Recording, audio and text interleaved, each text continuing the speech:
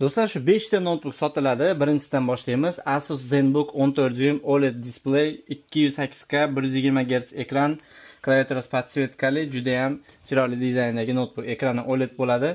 Core i7 13700H protsessor, 14 yadro, 20 potogli, Iris video karta, operativ xotirasi 16 GB, doimiy xotirasi 512 GB li 14 dyuym metallic korpusli notebook. Asus ZenBook. Narxini Telegram kanaliga qo'yib qo'yamiz. Keyingisi Lenovo V15 modeli Celeron protsessor bo'ladi. N4500 4 ga 256 talik. Ishlashlari joyida, 3 oy garantiyalari bor. Buni ham narxini Telegram kanaliga qo'yib qo'yamiz. Xo'p, keyingisi игровой notebook Lenovo IdeaPad Gaming Core i5, Ryzen 5 5000 seriyadagi protsessor, RTX 2050.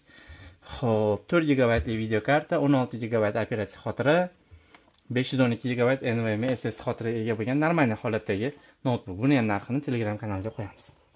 Bu notebookimizni parametrlarini Telegram kanaliga, charchabyapti.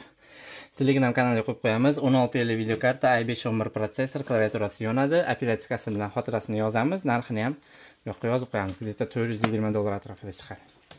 Keyingisi Asus ExpertBook, ekspertlar ishlatadigan hamma porti bor bo'lgan notebook.